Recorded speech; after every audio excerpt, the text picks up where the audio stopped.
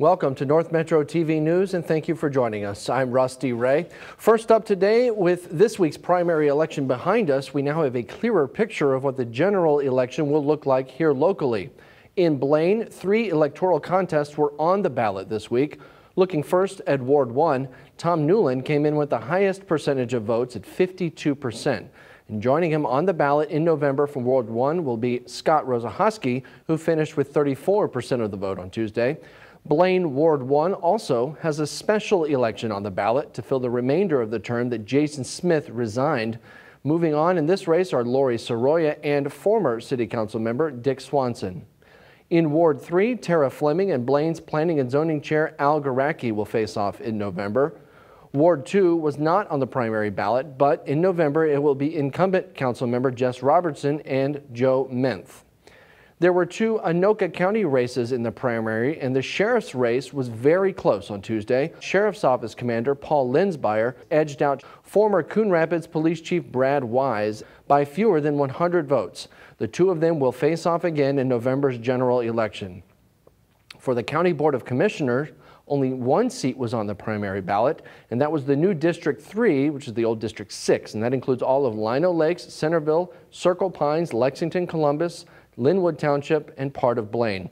Incumbent Commissioner Jeff Reinert finished with 58% of the vote, and former Spring Lake Park Mayor and previous challenger in the race several times, Cindy Hansen, got 32% of the primary vote.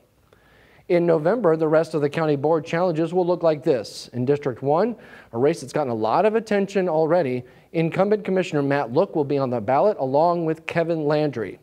District 2 has incumbent Commissioner Julie Brastad unopposed for re-election.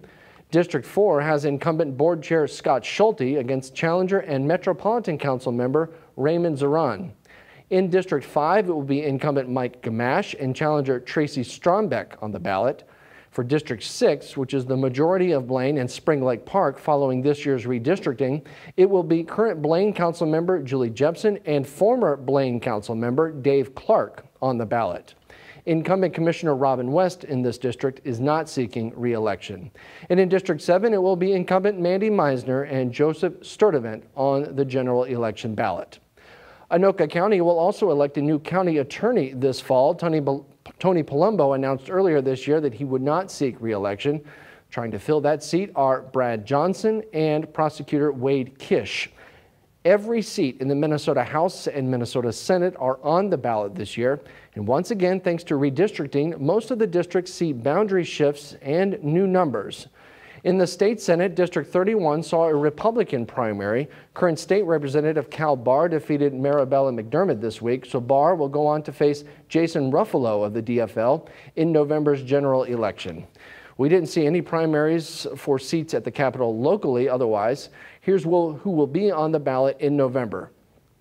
For State Senate District 32, it will be Republican Michael Kroon, who is currently on the Spring Lake Park School Board, and DFLer Kate Luthner, who is currently on the Forest Lake School Board. District 36 has incumbent Republican Roger Chamberlain facing a challenge from Democrat Heather Gustafson. And District 39 has incumbent DFLer Mary Kunish and former Minnesota Senator Republican Pam Wolf on the ballot.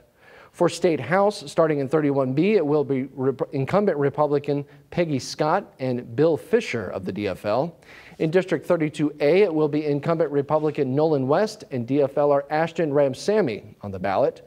32B has Matt Norris of the DFL challenging incumbent Republican Donald Raleigh. 36A has Elliot Ingen and Susie Strom on the ballot. There is no incumbent in this race. And finally, in 39A, it's incumbent Democrat Aaron Cagle and Republican Rod Sylvester. That's a look at what we know so far. The remainder of the city and school board races keep their filing period open until August 16th. So we'll have a look at who's running in those races next week, right here on North Metro TV News.